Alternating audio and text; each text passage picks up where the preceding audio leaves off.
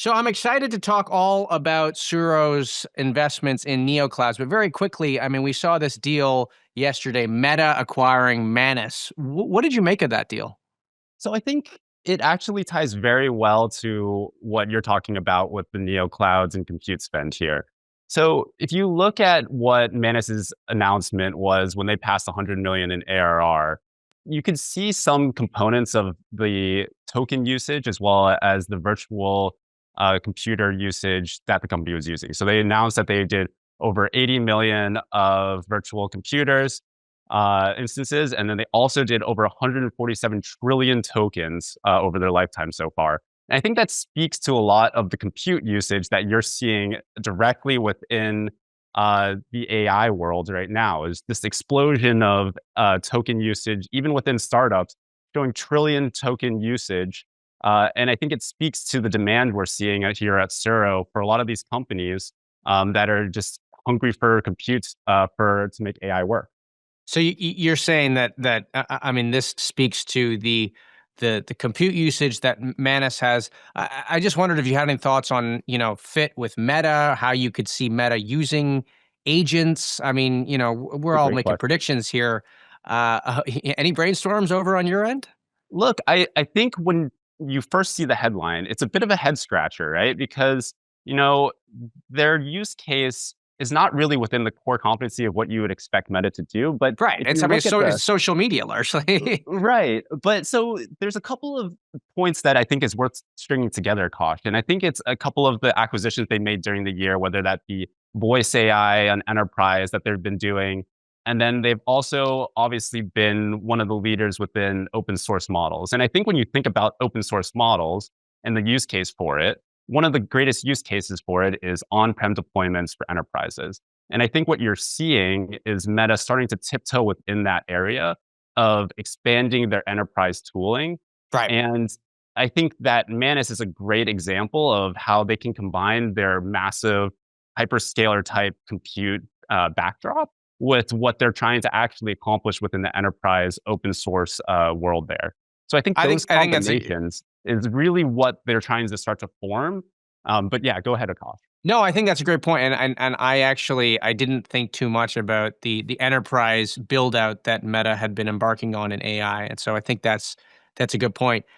I want to turn to your investment in CoreWeave at SuRo. So the company holds a significant chunk of its fund in CoreWeave, and I want to get to the business of Neoclouds, but very quickly, I mean, so you're an investor in CoreWeave through an SPV, is that right?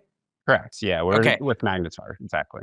Walk me through a little bit of this business of SPVs. I seem to be hearing the term a lot more. Why is it helpful for investors to use SPVs? What are they typically used for? Is this just a way to get access to investments? I mean, help me understand it.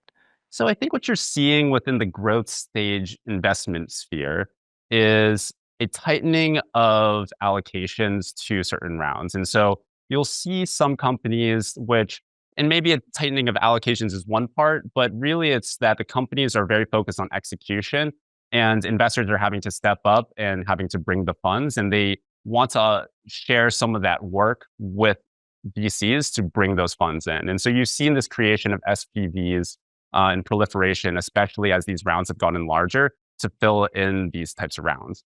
And And so, so, yeah, go ahead. do you think that SPVs become more common in the next year or two? So I think it will become increasingly common. What has been very apparent, I think, especially as you've seen, if you're in New York and you've seen some of the news around SPVs, is there's obviously been an arrest within, selling pre-IPO SPV stakes. And so I think it shows some of the dangers of trying to do this as a retail investor. SuRo, as a company, has really been trying to provide retail investors access to the private markets. And I think showing the complications of the SPVs in the worlds of there just gives more credence to what SuRo is doing, which is trying to provide that curated private market access where we are handling really the diligence of some of these complicated SPVs and the companies.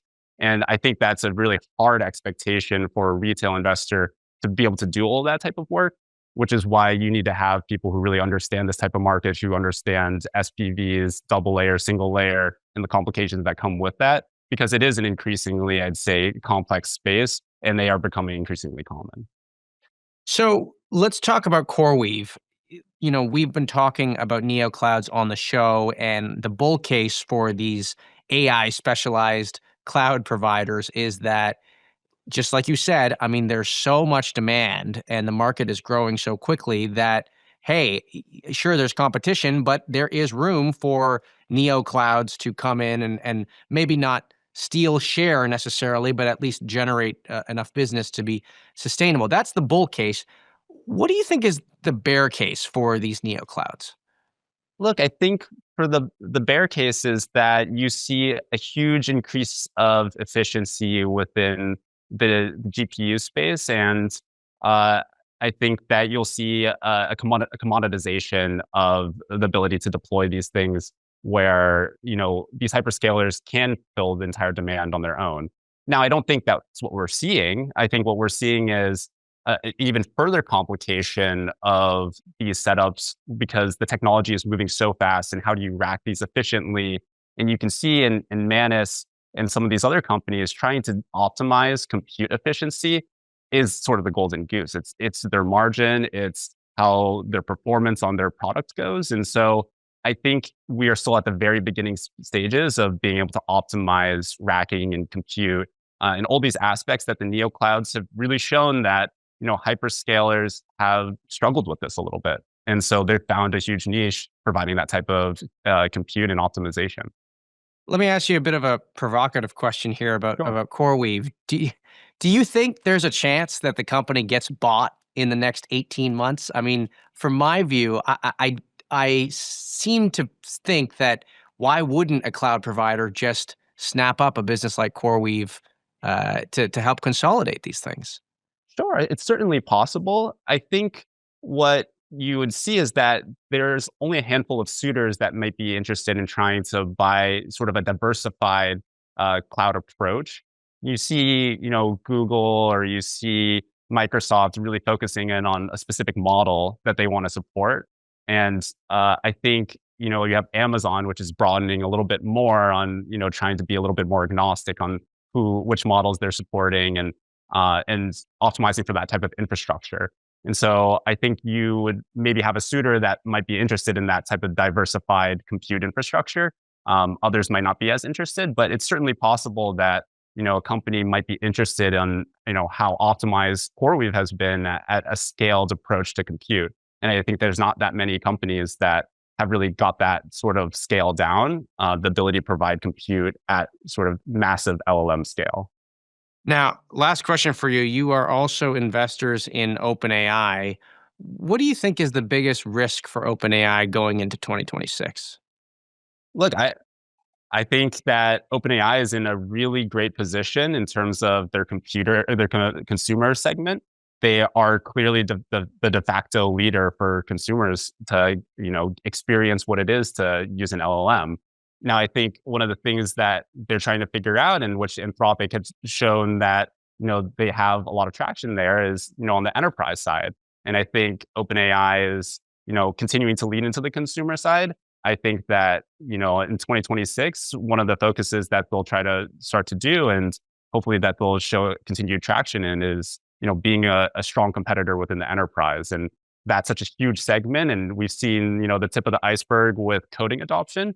I think you'll continue to see other areas in which it'll be a battlefield and it'll be very competitive for the LLMs to try to, compete on different aspects of the enterprise. And I think OpenAI trying to compete and showing that they can win on the enterprise side too will show that the sky's the limit for the valuation for that type of company. Great. Well, Willie, I want to thank you for coming on. That is Willie Lee, a principal at SuRo Capital here on TITP.